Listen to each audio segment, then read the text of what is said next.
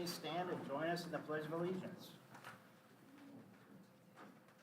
I pledge allegiance to the flag of the United States of America and to the republic for which it stands, one nation, under God, indivisible, with liberty and justice for all.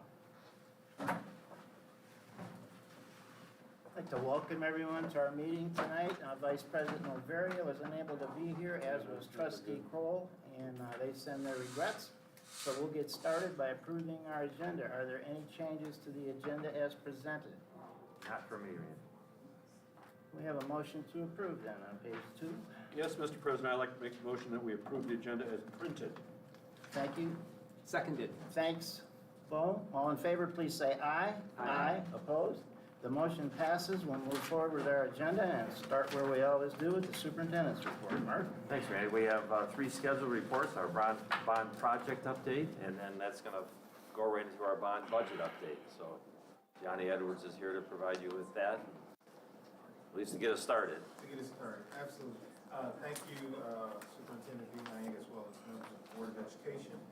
My comments related to the bond are brief, and then our budget update will come from Dan Rathburn, who's the Senior Project Manager from OAK. Let's start with the Central Athletic Event Facility, the softball dugouts.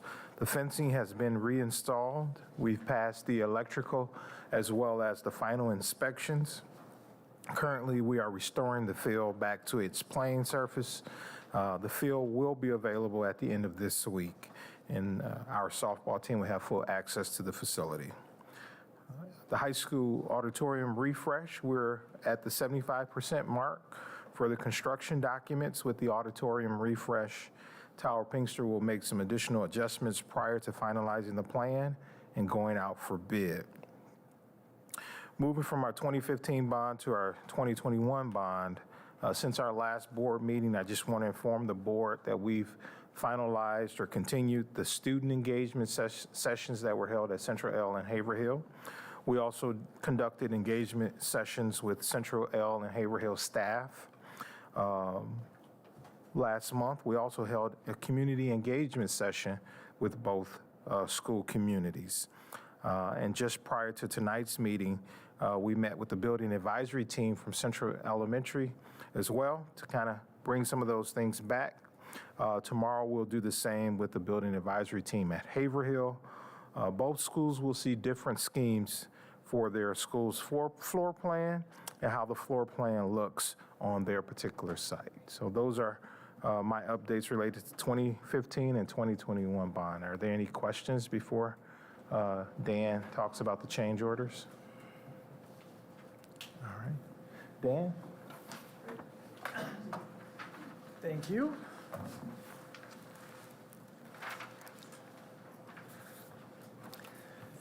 Okay, we do not have any subcontract change orders to review, but we do have bond funds moving in and out of projects and budgets. So we have catch up here on bond change order 41. Our variance on that is for Northern Natatorium, and that's $709,755. And this is really closing the contingency out on that project and moving that money into the unallocated contingency. Any questions there?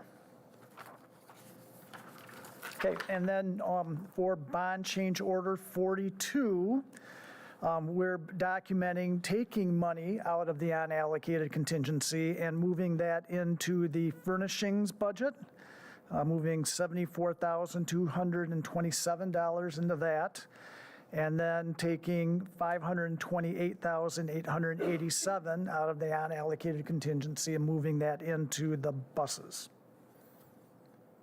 And that concludes our changes to the bond funds. Any questions? So we still have 1.3 million, right, in the contingency, unallocated? Correct. Right. Yep.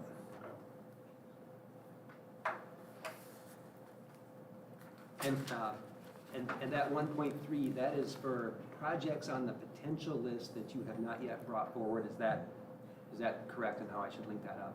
Correct, Yeah. and that does not show the interest earned, as I've talked about before. So it's about $2.4 million in interest. That's not on this particular. On top of the 1.3 or Yes. 2.4 total? No, 2.4 in addition to the 1. Okay. So we're at 3.7. Approximately. Okay. Approximately. Well, and so the good news there is we can look forward to a few more projects working down the priority list. Absolutely. Yeah, good, good. Well, all good news. Thank you very much. Okay, thank you. Thank you. Thanks, Dominic. And Paul is here to do the financial reports. Good evening, Board of Ed and Superintendent Beeling. Included in your board packet was a revenue and expense summary report reflective of the first 8 months of our fiscal year through the end of February 2022. This report is reflective of the budget amendment that you adopted in February. Just going to cover on a few highlights because there's not a lot to touch on now that we've gone through the budget. Just want to bring it to your attention under revenue. You've probably heard this before. Federal revenue is down from last year compared to this year because last year we received $3.2 million in coronavirus relief money. That was sent to us all at once. We didn't do a drawdown on that money. So there's a large variance there in that category compared to last year. Moving down to expenditures and basic programs, they are up from last year for a couple of different reasons. One, a large Chromebook purchase that was pushed over into the current school year because they were not received before the close of last school year. Planned capital outlay was built into this budget for this year, and we had summer learning opportunities that happened after July 1, new grant program, 23 alphabet letter programming for one-time money from the state of Michigan. Moving down to support services, under instructional staff, we have an increase in curriculum costs for K through 12 compared to the prior year. We added media staff to the budget compared to last year. Substitute costs and contracted positions that were not being used in the previous school year due to the pandemic are now coming through on the budget, so that's causing a difference there. Moving down to the transportation area, we're running buses now 5 days a week instead of 4 as we did in the previous school year, so we are up in costs there. Moving down to the child care services area, the Curious Kids program is now reflecting a full fiscal year starting in July of expenses versus a late start in the previous year. So there's a variance there. Looking over on page 2 where it's broken down by object code, I just want to point out that purchase services is up compared to last year due to substitute costs. Our insurance liability coverage was set SAG, and subscription and software support costs are up, as well as the Curious Kids budget is reflecting a full year. That's basically my update for the financial report in your packet, just to give you a little bit of a brief overview that we just finished our count information for our spring count, and we're down about 66 students from the fall. So this February count will comprise 10% of our blended enrollment for the next fiscal budget. So it carries a smaller weighted average. We're still waiting to see what the House and the Senate are proposing for budget. We're hoping that they pass the education piece in time for us to have that information to build our budget that comes to the board in June for approval. We'll start working on that here really quick. And rumor has it that they will focus in on that education piece because they really have until October 1st to pass their overall state budget. So, any questions? That spring count is how much different from the fall count? 66, down 66. 66 more. We were down in the fall also, right? We were down in the fall also. I don't have that information with me here tonight, but yes, we were down in the fall. So we don't know our total down on what we were? I do don't. have that. I just did not bring that. Okay.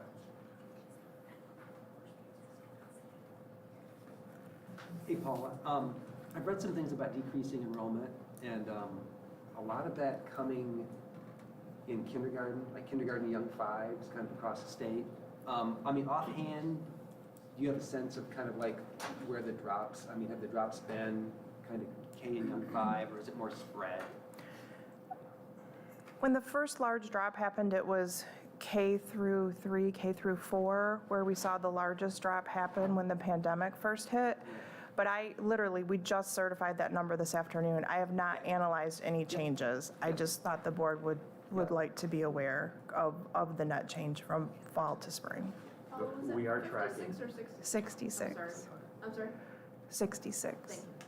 but we are tracking enrollment numbers, pre-enrollment numbers for previous years to this year, and are, keeping an eye on that to see where we are and how we might not so much market ourselves, but reach out to families that live within the district to make sure that they understand what we have to offer, and try to re-enroll some of those kids that may have left to go elsewhere.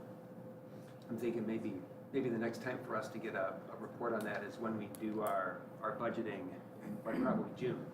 Well, Right, as yeah. we plan our assumptions, Yeah. I'm Yeah. sure we'll have more information about enrollment as well. Have we already started that pre-enrollment process?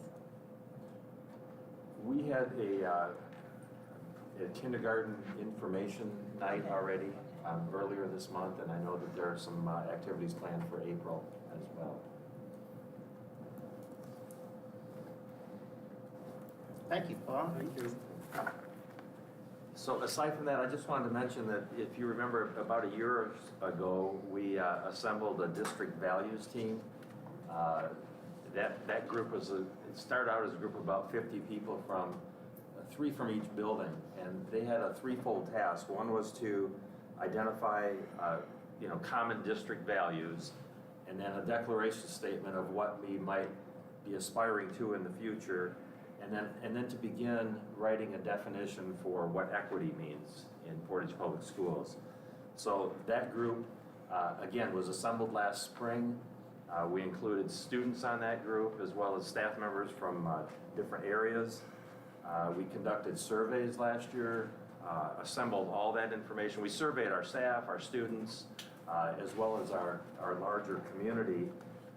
So through the summer and then into the fall, that committee has been analyzing the information that they've been collecting and are now to the point where they have some draft statements put together. And during this next phase, which will be during the month of April primarily, we'll be seeking additional input from our students and our staff. Our principals will be rolling out the information and getting feedback about their thoughts about the statements we've come up with and the values you've surfaced.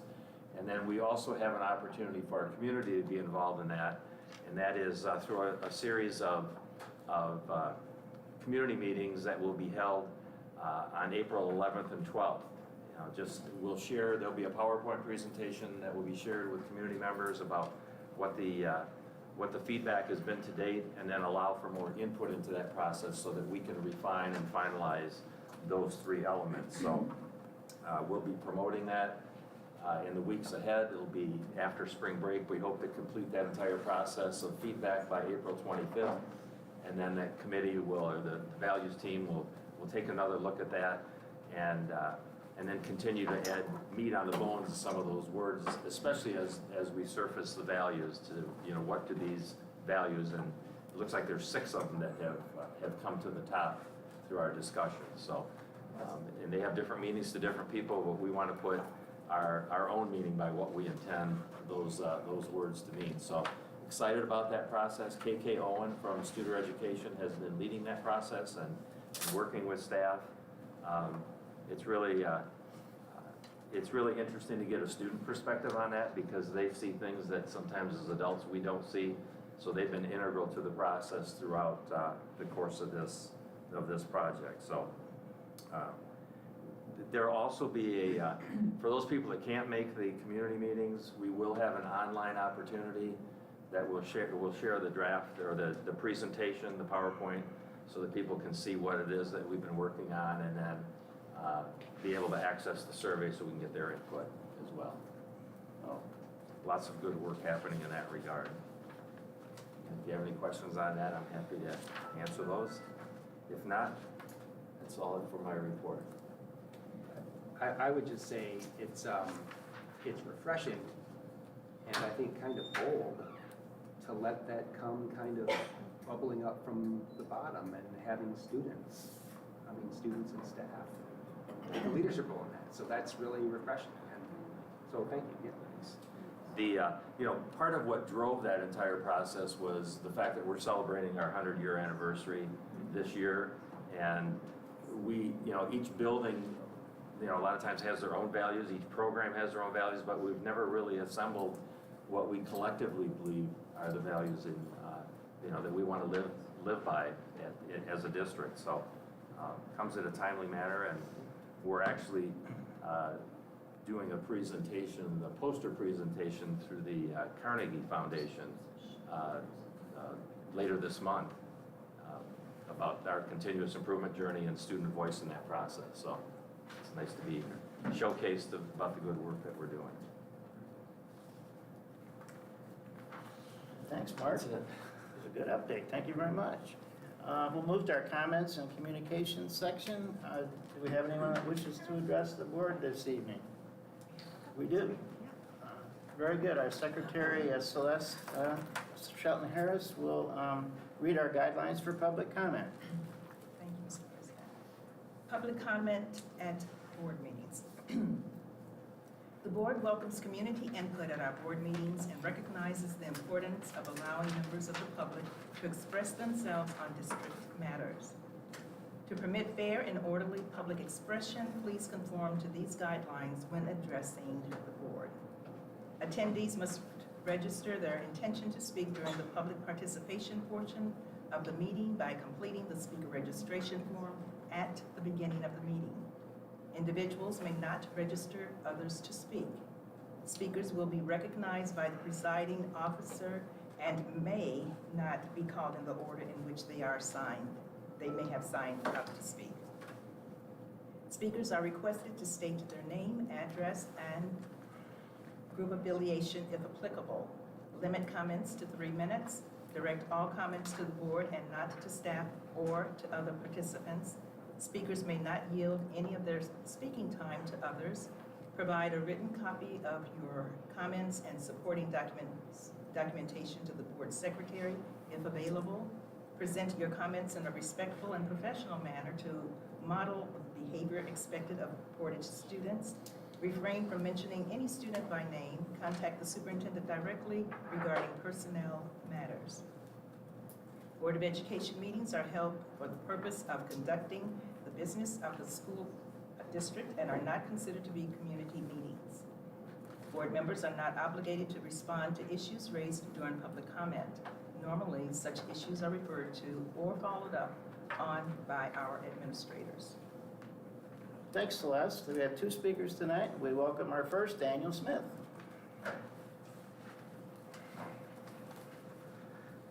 Hello, my name is Daniel Smith. I live at 3022 Fleetwood Drive. And I'm a community member, voter, a taxpayer, and a member of Portage Linking Our Voices, or Portage Love. I stand with, also on Sundays, Portage Kids Peaceful Protest. And I'm a representative here of the folks dressed in yellow to support the kids who spoke a couple of months ago and some of their issues. And I'm speaking to underline the points which I made to you in a recent email, and I appreciate your response to that. I'm here to say thank you to the board and all those employed in the district in their work for greater equity, inclusion, and anti-racism in the Portage Public Schools. Things have improved in our society since I graduated in 1970.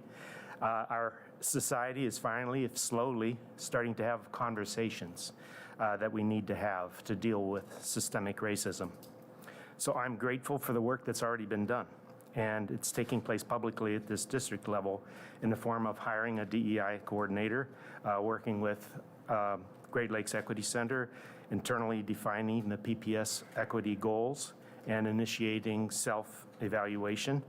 And I support all the teachers, the administration, and the staff that are bringing this work to their schools.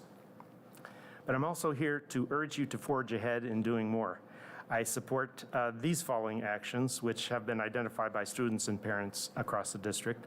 For example, continuing to actively recruit and hire more teachers and administrators of color, robust support networks and services for educators and students and staff in the implementation of equity measures and cultural shifts, and implementing Black history, which is really a neglected part of American history, which we all need to learn in the overall curriculum. So these are just some measures which our district needs. Without them, students are being harmed in our schools, I believe, in ways that can be directly prevented by your actions. With these measures, all students benefit, all students are safer, and Portage can be a more welcoming community. So thank you again for your service to the community. Appreciate it. Thank you, sir, for your comments. Our next speaker this evening is Kelly Sackett. Welcome. Hello, my name is Kelly Sackett, and I live in Texas Township. Public schools are defunding themselves. 65,000 students left the state of Michigan public schools since 2018, 2019. That resulted in almost $1 billion lost in school funding. Why is that occurring? It seems that public schools want to blame everything else except for themselves and the agendas that they're pushing on our children.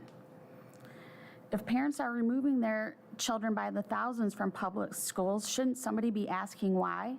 If parents keep telling you that they don't want SEL, DEI, critical race theory taught in the classroom, it would seem like you might take that under some consideration. Everyone is focused on teacher retention while public school enrollment is plummeting. Maybe they should start focusing on student retention. Without students, teacher retention doesn't matter so much. Since literacy rates are horrible and learning loss is huge from the last 2 years, why is more focus and funds going to SEL and other non-core subjects that parents don't support than towards learning loss recovery? Why is there no statewide plan in place for making up for the detrimental learning loss from the pandemic? When do you think that we're actually going to acknowledge this and do something about it? Do something about the scores, do something about our children's learning. Is the clock not going? The timer? The clock's not going, you gotta trust me. I'm looking around like, wait, how much time do I have left? So I would like to tie that into something that I've done a little bit of research on, the Zinn Education Project, which was founded by a man named Howard Zinn.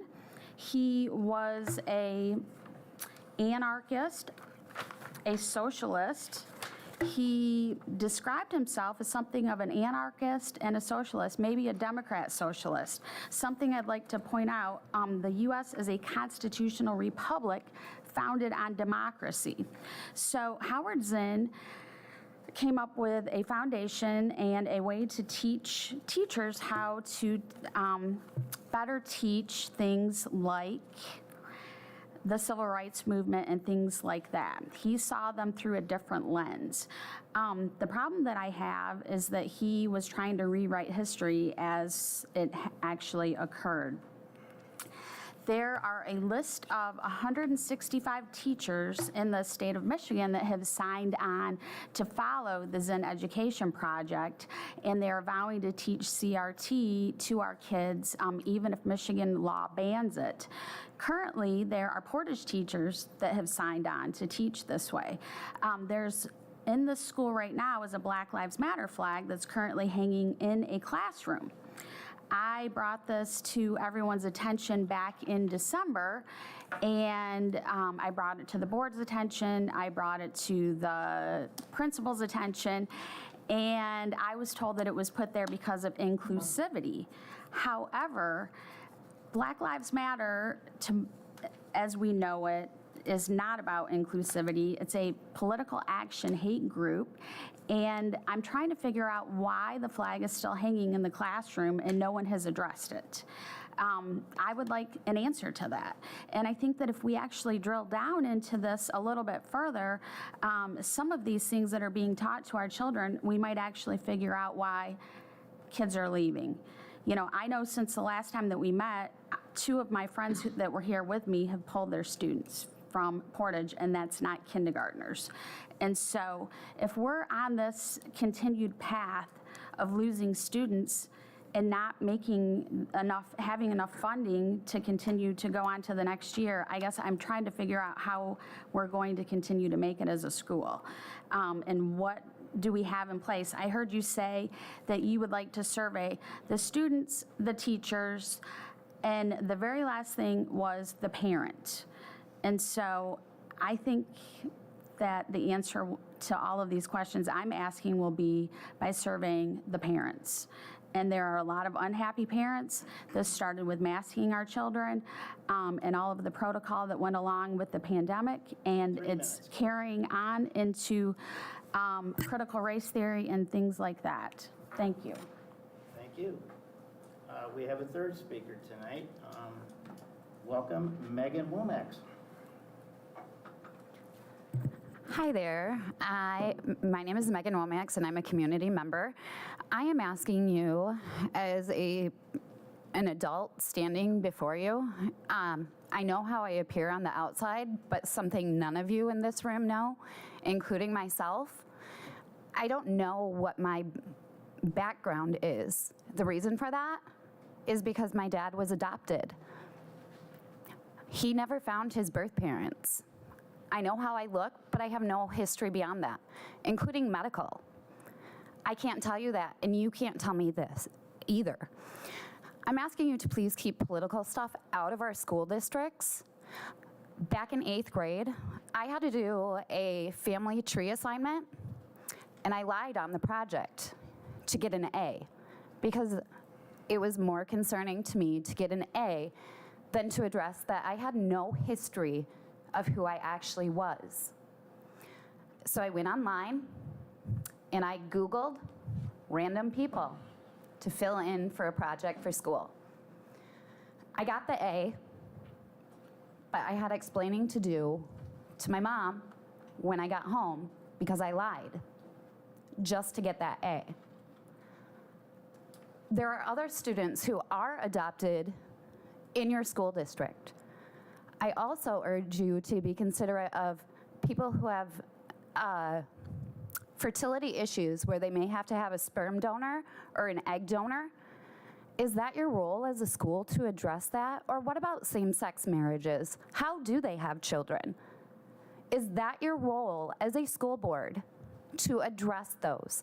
I know the pain that I had to deal with because I didn't want to face my peers and address that I didn't know who my grandparents were.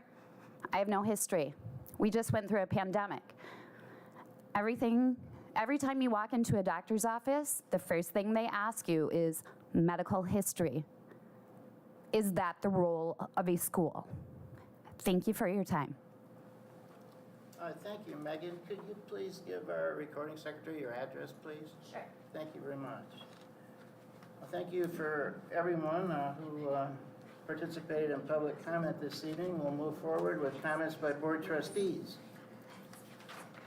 Mr. President, I wanted to say that I had an opportunity to attend the public meeting with the author, Dasha Slater, regarding the book, The 57 Bus, and it was absolutely enlightening. That community team read has always been a plus for me and a high interest, and I think that was a very well selected book. And I thoroughly enjoyed it, and the students appear to have enjoyed it as well. Thanks, Celeste. Anyone else? Randy, I'll go. So here's the trivia question. When Johnny last fall gave us the annual presentation on the bus purchases, do you remember the question I asked? No, and that's okay. You don't have to ever remember.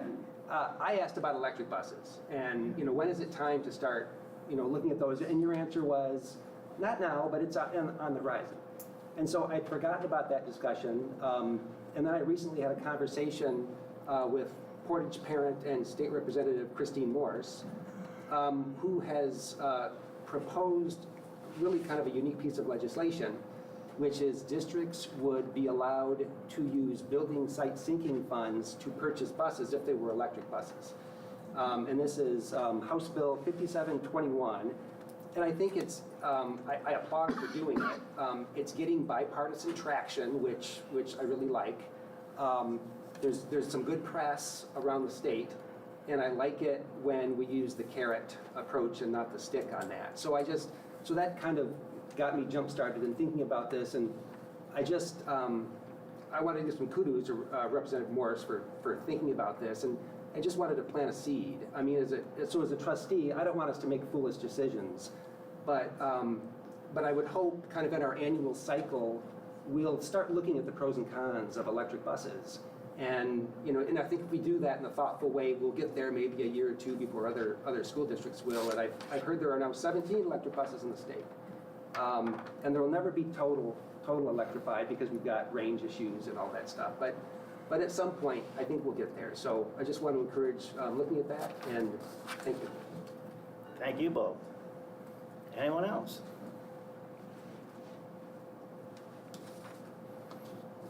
Well, I never talk about my grandkids, they're in the school system, so I'm going to talk about my grandkids for just a minute because it's a positive thing.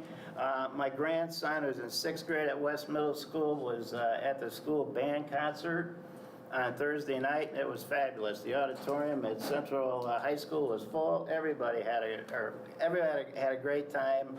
And the band sounded great, and it's amazing to see that in September they didn't even know how to play these instruments. But Mr. Kozian just did an excellent job, and the neat thing is all the band members have T-shirts with their name on the back, kind of like an athletic team, and he really does a lot for kids there, and it was a great concert. And then we had the KCSOA on Wednesday night. We had representatives from the Upjohn Institute there, and they spent a lot of time talking to us about inflation, about unemployment in the state, and there was a lot of takeaways about the new CTE center at KRESA about that, so it was a very interesting conversation. And yeah, it was a really good week of educational happenings, And if anybody wants to see a picture of that same grandson standing with Eli Brooks at BW in Ann Arbor, I have that to show you. Okay, so anyway, I believe that's it for comments and communications, and we can move quickly to page 9 and our consent agenda. We have just a couple of things. The February 21st, 2022 regular business meeting and closed session minutes. Are there any exceptions to the minutes as presented? Hearing none, the minutes are approved. Move to our next agenda item, assurance of district performance. And the monitoring report we're going to review this evening is 1.2, our global end statement. And I'll turn it over to Mark. Thanks, Randy. This report is on the ENDS Policy 1.2, which is 21st century learning skills. That's one that the board has revisited over the years, and there's some moderate revisions to, but the report follows the same format as it has in the past. A couple things I just wanted to bring to your attention. We've typically incorporated our enrollment in AP and IB classes, and again, this report covers the 2021 school year. So, if you looked at that, you'll note that we had a slight decrease in participation in some of our courses. I don't know how you assess that. I think we have to be careful about drawing any conclusions with the information that's here, but our students, to be reminded, we're in a different format. A lot of them learning virtually at that time, and that may have been a factor in students taking fewer classes, not having the same type of supports they're accustomed to. And again, that's just a speculation on my part. Same thing a little bit with our IB classes. We had a slight reduction in the number of students, especially at the senior level, taking IB classes during the 2021 school year. So we'll continue to monitor that and see if that starts ticking back up as we look at this year's data. And then I also mentioned in the report that some of the extracurricular activities that help contribute to that skill development were not offered in their same format or offered at all just because of going through the COVID situation. So that is, even though they're still there and a lot of them are back and operating this school year, it probably looked different for a lot of kids last year. And then lastly, I'll just say that also some of the information that we provide is based on the student engagement survey, and we did not administer that in its traditional format during the 2021 school year because we used a different feedback mechanism. We wanted to get information about our return to learn plan and how we were approaching that, so that was more relevant information to us. We are currently in the midst of administering the student engagement survey. We decided to move it to a different time of the year to give students and the same logic for our parents, to give them more experience with the school year before responding to those surveys. So those are live right now through the end of this week. So our students are finishing that up, and we'll have information on that survey in next year's report. So nothing remarkable about the monitoring report. Is very similar to what was presented last year. Happy to answer any questions if you have them. Mark, some fewer kids taking IB courses, but the grades were still really high. So there's a silver lining. And it may have been that those kids that typically would or might stretch themselves, be looking for something, but maybe just afraid that they wouldn't be as successful. So yeah, the results and the scoring, the grades are still on par with what we're used to.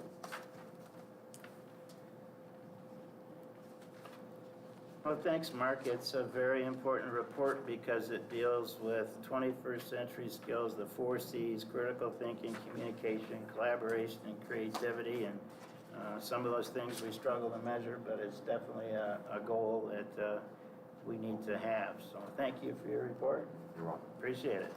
Hey, Randy? Yes, sir. Hey, Michelle? Am I correct that this month's report to the community from the board is going to be on 1.2?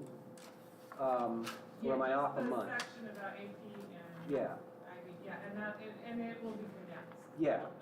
So just by coincidence, our board's monthly report to the community to show them examples of how we monitor performance is going to have a table from this report. Now, it may be last year's if you can't get this year's in it.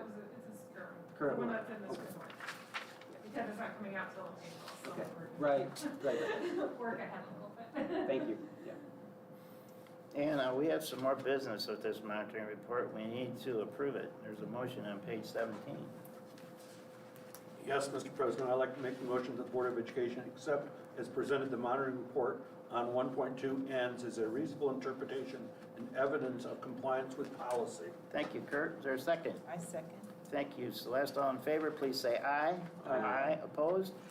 The motion passes and the monitoring report is approved. We have one more agenda item, and that's some policy updates. And I'll turn it over to you, Mark. Thank you, Randy. As you know, we get recommendations roughly twice a year from Neola unless something else comes along. Neola is the organization that keeps us current with our policies. So this update contains a few policies on the dress code for staff dress and grooming. And then you'll notice that covers 3 different categories. One is administrative staff, teaching staff, and support staff. And there's also a revised policy on student dress as well that gets further interpreted and developed by the building level principals. So if you had a chance to read that language, it may be a little confusing as to the way it's written, but I typically take what Neola writes and put it in this format. So in essence, the language, while it may be confusing, essentially the changes that we're proposing to these policies are required by law, but not required to have in policy. So what we're doing is capturing this language as they recommend into our policies. And as you know, in a larger district where you have several different people looking at at policies, different buildings. It just helps with consistency so that they see what the law is captured in our policy language. So that's really the first four policy changes. The ones dealing with grant funds and cost principles and procurement are as a result of the Edgar rules, and so those are just changes, pretty much technical changes to policy, nothing of any substance there. So these are coming to you as a first reading. They're available for review at the administration building, and the way they're formatted, it's awful hard to reproduce them because they have different color ink when we receive them to show what's new and what could be deleted. So again, you're welcome to take a look at those prior to approval for next meeting. My quick question would be, but nothing especially controversial in these? No. I mean, there typically aren't. No, there's, as we've reviewed them, there's nothing of controversy there. I mean, we have to abide by the law, so we want to make sure that we're doing that.